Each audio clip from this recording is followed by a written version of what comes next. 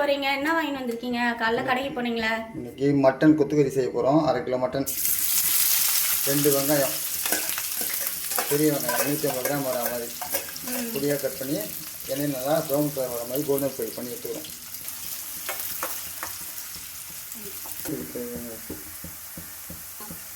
இப்போது இந்த வெங்காயத்தை வதங்கிறதுக்கு தேவையான உப்பு மட்டும் சேர்த்துக்கிறோம். உப்பு சேர்த்து நல்லா கலந்து விட்டுக்கலாங்க. நம்ம வந்து மட்டன் கொத்துக்கறி வாங்கிட்டு வந்திருக்கோங்க, அதாங்க செய்கிறோம். எண்ணெயிலே கறியை வதக்கிட்டு அதுக்கப்புறம் கொஞ்சம் வெந்நீர் வச்சு நல்லா கொதிக்கிற தண்ணியை மேலே ஒரு 2 கிளாஸில் 1 கிளாஸ் கறிக்கு அந்த 1/2 கிலோ கறிக்கு 1 கிளாஸ் தண்ணி போதும். மேலே ஊற்றினாக்க கறி சாஃப்டாகும். அதுக்கப்புறம் நல்லா மொறு கிறிஸ்பியாக வர அளவுக்கு எண்ணெயே வதக்கணும். கோல்டன் ப்ரௌன் கலர் வந்துடுச்சு. இப்போது கறியை சேர்த்துக்கலாம். வெங்காயம் நல்லா கலர் மாறிச்சு வந்துருச்சுங்க. இந்த நேரத்தில் நம்ம கொத்துக்கறியை இதில் சேர்த்துக்கலாம். பாருங்கள் எப்படி நல்லா பொங்கி வாங்கி வந்திருக்கோம் பாருங்கள். கொத்துக்கறிக்கு இது மாதிரி இருந்தால் தாங்க சீக்கிரமாக வெந்துடும், கறியும் டேஸ்ட்டாக இருக்கும். பாருங்கள் மக்களே, நம்ம கறியை சேர்த்துட்டு நல்லா கிளந்து விடுறோங்க. கறி நல்லா கொத்து கொத்தாக சூப்பராக நல்லா உதிரியாக வந்துடுச்சு பாருங்கள். சூப்பராக பிரிஞ்சு வந்துடுச்சு. இதை மாதிரி கடையில் நீங்கள் கொத்துக்கறி வேணும்னு கேட்டால் உங்களுக்கு பொந்தி கொடுப்பாங்க. அது மாதிரி கேட்டு வாங்கிக்கோங்க.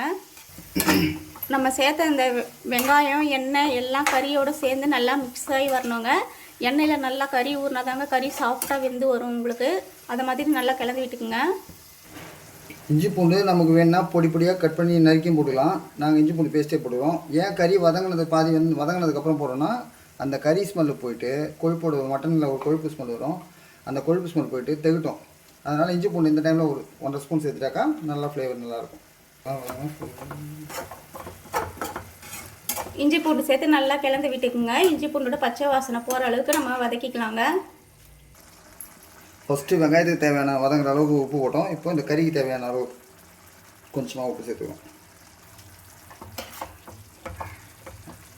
கறி இந்த தண்ணி கறியிலேருந்து வந்த தண்ணியிலே வதங்கி எண்ணெய் பிரியும். அந்த டைமில் நம்ம மசாலா ஒன்று ஆட் பண்ணிக்கலாம். கொஞ்சம் கருவேப்பிலை இப்போ சேர்த்துக்கிறோம்.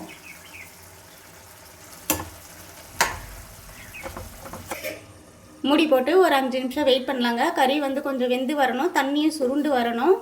அது வரைக்கும் வெயிட் பண்ணலாம். இப்போ இந்த மாதிரி நல்லா தண்ணி சுண்டி வந்துடுச்சு. இந்த டைமில் கொஞ்சம் கொஞ்சமாக மசாலா ஆட் பண்ணிக்கலாம். 1 ஸ்பூனு. உங்களுக்கு காரம் எந்த அளவுக்கு தேவையோ அந்த அளவுக்கு வெறுமிளகாத்தூள் சேர்த்துக்குங்க. 1 ஸ்பூன் சேர்த்துக்கிறோம். 1/2 ஸ்பூன் சேர்த்துக்கிறோம். சீரகத்தூளுங்க உங்களுக்கு வேணும்னா சேர்த்துக்குங்க, வேணான்னா கூட விட்டுடலாம். சீரகத்தூள் போட்டால் டேஸ்ட் அவ்வளோ சூப்பராக இருக்குங்க. சோம்பு வறுத்து அரைச்சி வச்சுக்கிறோம். சோம்பு தூள் வந்து ஒரு 1/2 ஸ்பூன், மிளகுத்தூள் 1 ஸ்பூன் போடுறோம், ஒரு 1/4 ஸ்பூன் போடுறோம். பண்ணிக்கலாம். இப்போ எல்லா மசாலாவும் சேர்த்துட்டு நல்லா கிளந்து விட்டுட்டுங்க. இந்த மசாலாலாம் கறியில் நல்லா சேர்ந்து வரணுங்க. அப்போ தான் கறியோட டேஸ்ட்டு சூப்பராக இருக்கும். நம்ம போட்ட காரம், உப்பு, சீரகத்தூள், சோம்புத்தூள் எல்லாமே நல்லா கலந்து வரணுங்க. நல்லா இப்போ மசாலா வந்து ஊறி வரட்டும். அதுக்கப்புறம் என்ன பண்ணலான்னு பார்க்கலாம்.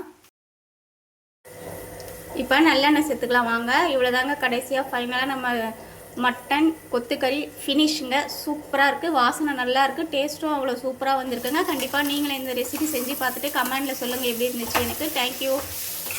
ஃபஸ்ட்டு நம்ம கடலெண்ணெய் ஊற்றி தான் வதக்கணும். வெங்காயம் வதக்கிட்டு கறியை வதக்கணும். இறக்கும்போது நல்லெண்ணெய் ஊற்றி கொஞ்சம் ஃப்ரை பண்ணாக்கா நல்ல ஃப்ளேவர் நல்லாயிருக்கும். இப்போது 1 கிளாஸ் தண்ணி நல்லா கொதிக்க வச்சுருக்கோம். இப்போ அந்த அரை கிலோ கறி நல்லா வதங்கிச்சு, எண்ணெய் பிரியுது. இப்போ அந்த 1 கிளாஸ் தண்ணியை ஊற்றினா கறி நல்லா சாஃப்டாகிடும். இல்லைனா கொஞ்சம் ரப்பரியாக இருக்கும்.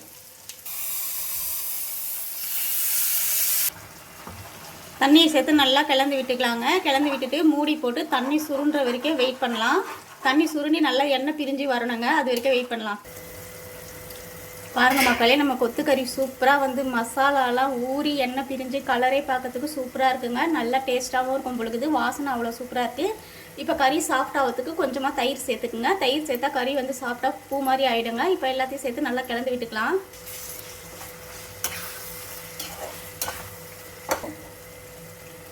மேலே கறிவேப்பிலை தூவிக்கலாங்க.